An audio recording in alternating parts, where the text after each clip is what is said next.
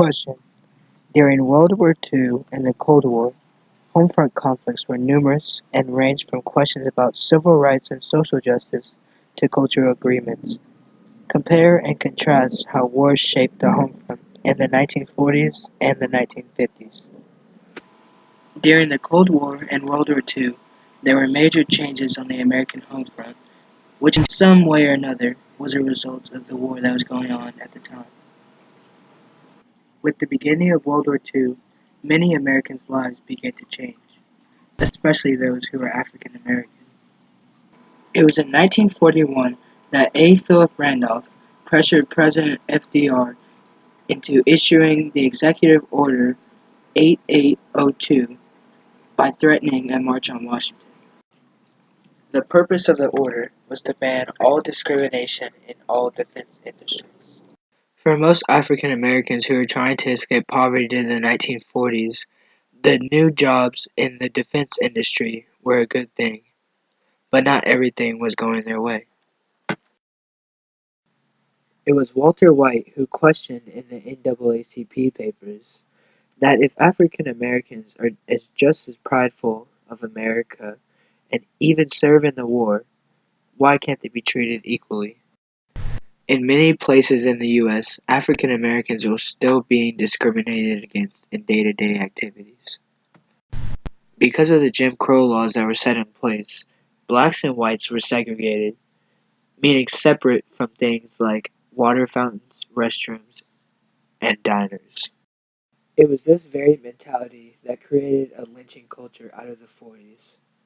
Blacks are made out to be less than human, so if a white felt that an African American did something wrong, he would be publicly hung. Just to show what a devastating impact lynching had on our America in the 1940s, in the Joseph C. O'Mahony papers, Senator Joseph C. O'Mahony expresses his opinion that 3 lynchings in 5 days in Mississippi are just as much a sabotage of our war effort as a bomb in an airplane factory or a shipyard. He then goes on to say that after a lynching, when blacks are mad at whites, our enemies are happy because we are divided as a country. He ties his ideas back to the ones that allowed African American workers to be allowed to work with whites in the defense industry. This was the idea that America is stronger together than we are divided. Despite the efforts of groups like the NAACP or the National Association for the Advancement of Colored People and CORE, or the Congress of Racial Equality, segregation was still alive. To combat segregation on the home front, members of CORE led a group that became known as Freedom Riders. The main goal of the Freedom Riders was to challenge segregation of blacks in as many ways as possible. Just by doing little things, like using a white restroom or sitting at an all-white bar, created a series of violent riots in the Deep South. The result of these riots was that the buses that the Freedom Riders were on were usually burned, and often participants would get beaten up by a mob of angry whites. While it might seem foolish to risk your own life and constantly be a target, the Freedom Riders took this risk in order to prove their cause. The Freedom Riders partially completed their goal when the media started documenting the riots and beatings that were happening in the South. Americans slowly began gaining empathy for blacks as they started to see the Southern racist as the bad guy.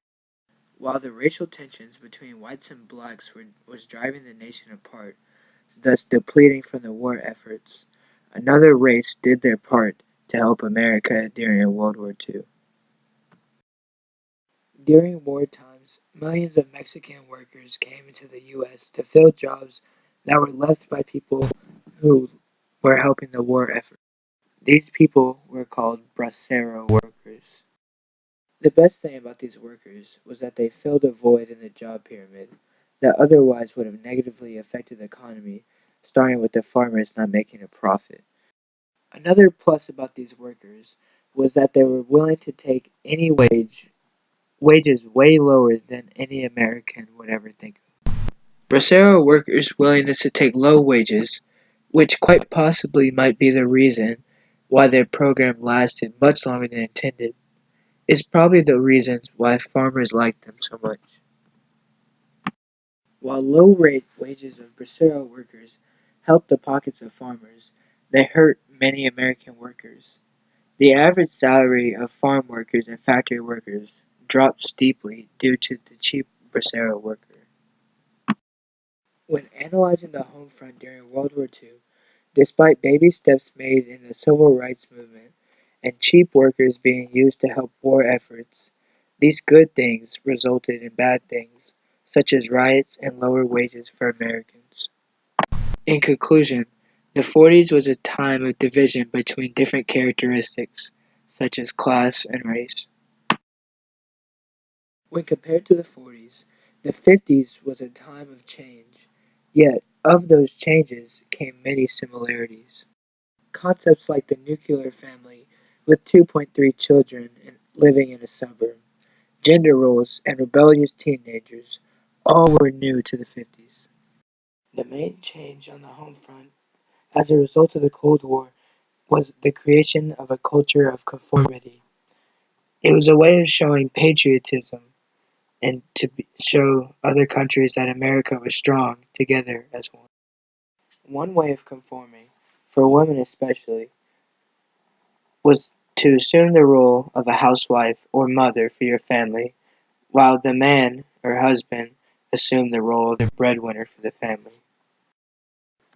The woman of the house would also be expected to pass these household values on to the daughter, who would then assume the mother role for her family when she is an adult. Another part of the women's job was to keep the family together. The idea was that if we had a strong family union, we would have a strong nation. This concept that women need to stay in the house and take care of the kids is called domesticity. Ironically enough, another path of conformity that many people took, mainly teens during the 1950s, was rebellion.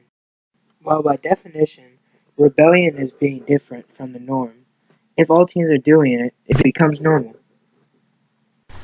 The youth of the 50s became independent, which, with the threat of communism always lurking during the Cold War, many parents of the youth thought their kids would fall victim to it. New things like music and the way they danced to it disgusted parents. Artists like Elvis Presley, who mixed ethnic blues with white country to create a rock and roll sound, were frowned upon by adults, but adored by children. And the dancing that went along with Elvis's music was hated even more. Adults described it as too sexy, as it included many hip gyrations. But it was this constant conformity, from defined gender roles to rebellious teens, that was a result of the constant competition to show that America was the perfect place to live. America's home front differs from the 40s to the 50s, from a divided nation to one that was obsessed with having an outward image of perfection, peace, and harmony.